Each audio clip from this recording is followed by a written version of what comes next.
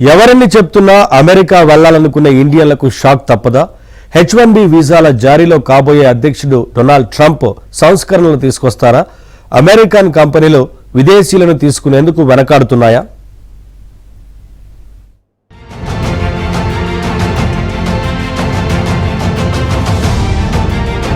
అమెరికాలో సెటిల్ అవ్వాలన్నా, green card పొందాలన్నా H1B వీసానే సరైన మార్గం.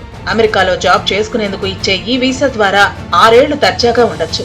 ఆ తర్వాత మళ్లీ పొడిగించుకునో లేదా ఈలోగానో ఎంచక్కా గ్రీన్ కార్డ్ కొట్టేయవచ్చు. అందుకే H1B వీసా అంటే అంత క్రేజ్. 2023లో అమెరికాలో మొత్తం 3,80,000 మందికి H1B వీసా ఇస్తే అందులో 72% ఒక్క భారతీయులే పొందారు. ఇది చాలు ఇండియన్స్ లో ఈ H1B వీసాపై ఉన్న డిమాండ్ ను అర్థం చేసుకోవడానికి. H1B వీసాలు ఎక్కువ పొందుతున్న రెండో దేశం చైనా. స్టెమ్ అంటే సైన్స్, టెక్నాలజీ, ఇంజనీరింగ్, మెడిసిన్ లాంటి కోర్స్ సబ్జెక్ట్స్ ఆధారంగా ఉద్యోగాలు చేసేవారికి చాలా తేలిగ్గా వచ్చేది వీసా. H1B వీసాతో పనిచేస్తున్న వారి సగటు జీతమే ఏడాదికి $118,000 అంటే ₹1 కోటి అన్నమాట. ట్రంప్ జనవరి 20న బాధ్యతలు చేపట్టాక H1B వీసాల జారీలో సంస్కరణలు తీసుకురాబోతున్నారు. చాలా కఠినంగా వ్యవహరించబోతున్నారు. దీంతో చాలా కంపెనీలు ఇప్పటికే ఇండియన్స్ కి ఇచ్చిన జాబ్ ఆఫర్లను వెనక్కి తీసుకున్నాయి. చాలా మందిని ఉద్యోగాల నుంచి తొలగించే అవకాశం కూడా కనిపిస్తోంది. వీసాల విషయంలో అనవసరంగా ప్రభుత్వంతో సంఘర్షణ ఎందుకన్న భావంలో ఉన్నాయి కంపెనీలు. H1B వీసాలు ఇవ్వకూడదని ఇంకో వర్గం ఉన్నారు. ఆ వర్గం చాలా పవర్ఫుల్ వర్గం. ట్రంప్ తో అంతా ఇమిగ్రేషన్ అప్ చేసేయాలి, తెల్ల దేశాల నుంచే తీసుకోవాలి, భారతీయులు ఎక్కువ డామినేట్ చేసేస్తున్నారు అమెరికా అని కూడా ఆ వర్గం ఫీల్ అవుతుంది. ఎన్నో వాళ్ళు ఎక్స్క్యూజెస్ ఇస్తున్నారు.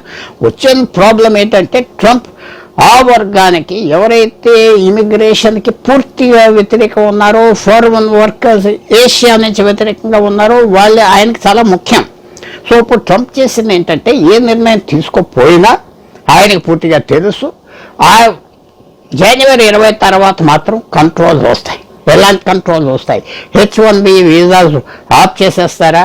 సంవత్సరానికి 75,000 80,000 ఇస్తున్నారు. దాంట్లో 75% భారతీయులకే వస్తుంది. లేకపోతే దాని మీద ట్యాక్స్ వేస్తారా? ఒక ప్రపోజల్ వచ్చింది ఏంటంటే ప్రతి H1B వీసాకి కంపెనీ కూడా కొంచెం డబ్బు కట్టాలి, ఆ రకంగా రెవెన్యూ వస్తుంది. ఇవన్నీ ఎన్నో ప్రపోజల్స్ జరుగుతూ ఉన్నాయి. కాబట్టి ప్రస్తుత పరిస్థితుల్లో న్యాచురల్గా అక్కడ కంపెనీలు అన్షూర్గా ఉన్నారు. అమెరికాలో జాబ్స్ వచ్చాయని హైదరాబాద్, బెంగళూరులో ఉన్న ఉద్యోగాలకు రిజైన్ చేసిన వారు అక్కడ జాబ్ ఆఫర్స్ రద్దయి ఉన్నా జాబ్స్ పోయి ఇబ్బందులు పడుతున్నారు. అమెరికాలోనే ఎక్కువ ఉద్యోగాల్లోకి తీసుకోవాలనేది ట్రంప్ ప్రభుత్వ ఆకాంక్ష.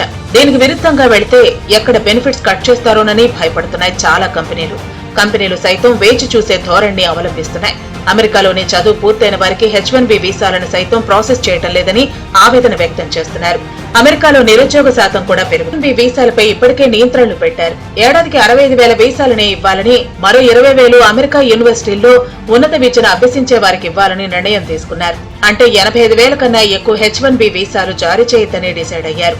నిష్ణాతులకు మాత్రమే ఈ వీసాలు ఇవ్వనున్నారు. కంపెనీలు కూడా సంబంధిత స్కిల్ ఉన్నవారు అమెరికాలో లేరు. విదేశాల నుంచి తీసుకోవాల్సిన అవసరాన్నే వివరించాలి. ట్రంప్ బాధ్యతలు చేపట్టాక వీసాల జారీపై మరిన్ని కఠిన ఆంక్షలు విధించనున్నారు. అందుకే కంపెనీలు ఆందోళన చెందుతున్నాయి. ట్రంప్ టీంలోని H1B వీసాలపై 2 వాదనలు వినిపిస్తున్నాయి. టెక్ దిగ్గజాలు Vivek Ramaswamy, Elon Musk H1B వీసాలకు మద్దతిస్తున్నారు. నిక్కీ హేలీ, ముల్లర్ లాంటి వారు వ్యతిరేకిస్తున్నారు. అధికారం చేపట్టిన వెంటనే సరైన పత్రాలు లేని వలసదారులను దేశం నుంచి బహిష్కరించే ప్రక్రియను ప్రారంభిస్తానని ట్రంప్ గతంలోనే ప్రకటించారు. అమెరికా ఫస్ట్ అంటూ పదే మాట్లాడారు. వలసదారులకు తాను వ్యతిరేకమన్నారు. అధికారం చేపట్టాక ఏం చేస్తారో వేచి చూడాలి.